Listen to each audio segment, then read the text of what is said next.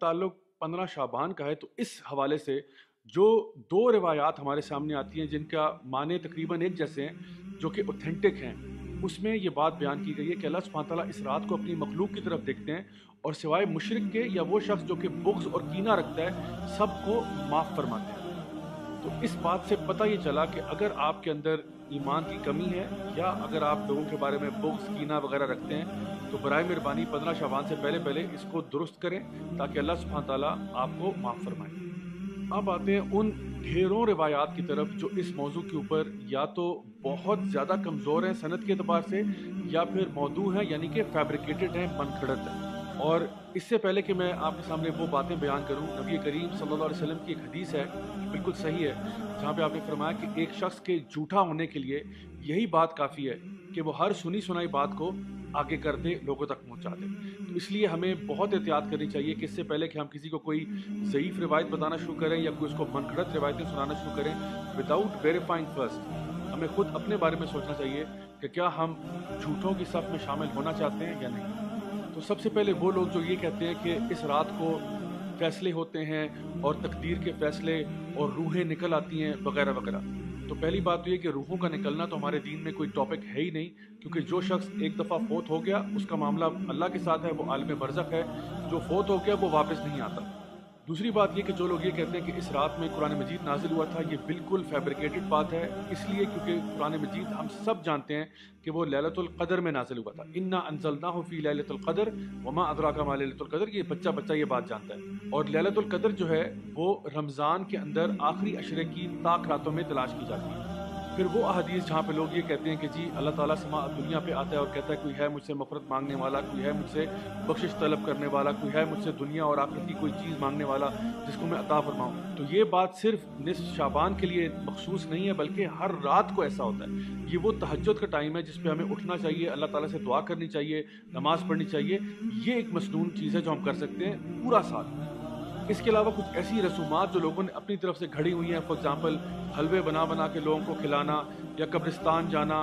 या इसके अलावा बन ठन के तैयार होना और ये कहना कि ये मुर्दों की ईद है, ये सब चीज़ें जो हैं ये फैब्रिकेटेड हैं, इनका कोई वजूद हमारे दीन में नहीं मिलता।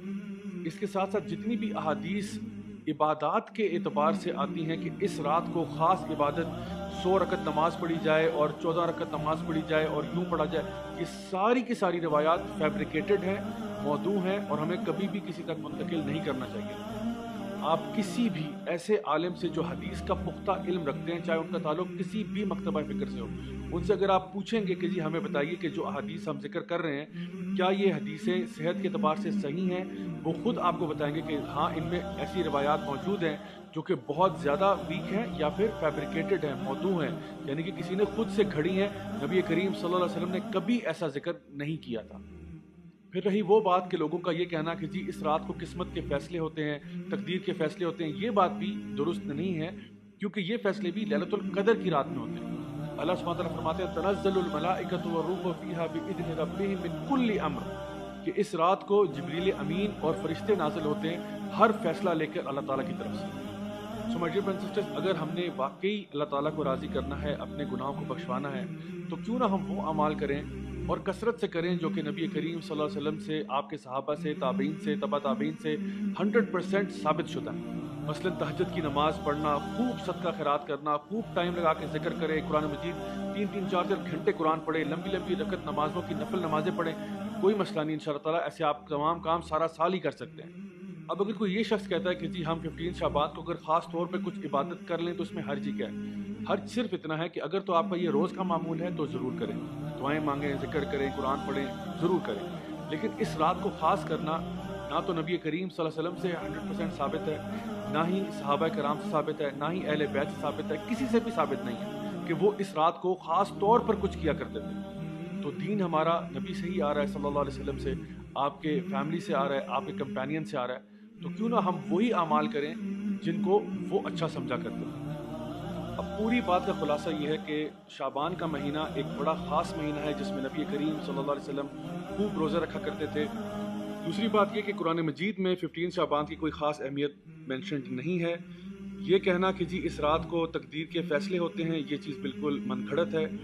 اس رات کے بارے میں ایک روایت بہرحال درست ہے جہاں پہ یہ بات ذکر ہے کہ اللہ سبحانہ تعالیٰ اپنی مخلوق کے ساتھ رحم کرتے ہوئے سوائے مشرک کے اور اس شخص کے جو کہ بغض اور کینہ رکھتا ہے تمام کو معاف کر دیتے ہیں۔ خاص طور پر 15 شعبان کا روزہ رکھنا یہ سنت عمل نہیں ہے بلکہ اس کو مکروہ کہا جا سکتا ہے، اور 15 شعبان کے بعد تو روزے رکھنا ویسے بھی اس کی ممانعت ہے سوائے اس شخص کے جو کہ پہلے سے ہی روزے رکھتا ہو۔ جتنی بھی احادیث اس رات کے بارے میں بیان کی گئی ہیں کہ خاص عبادات اس رات میں کی جائیں، وہ سب کی سب یا تو بہت زیادہ ضعیف ہیں یا من گھڑت ہیں یا موضوع ہیں۔ نبی کریم صلی اللہ علیہ وسلم سے، آپ کے اہل بیت سے، آپ کے صحابہ سے کوئی ایسی خاص عبادات منقول نہیں ہے کہ انہوں نے بیان کیا ہو کہ اس رات کو یوں خاص عبادات کرنی ہے۔ اور آخر میں یہ کہ اس رات میں چراغاں کرنا، خاص قسم کے کھانے بنانا، حلوے بنانا اور قبرستان جانا، یہ سارے کے سارے اعمال کرنا درست نہیں ہے اور بدعت میں شمار ہو سکتے ہیں۔ اللہ تعالیٰ سے دعا ہے کہ اللہ تعالیٰ ہمیں بالکل صحیح معنوں میں اپنے دین پر چلنے کی توفیق عطا فرمائے، ہماری کمیاں، کوتاہیاں، غلطیوں کو معاف فرمائے اور ہم سب کو جنت الفردوس میں اعلیٰ مقام نصیب فرمائے۔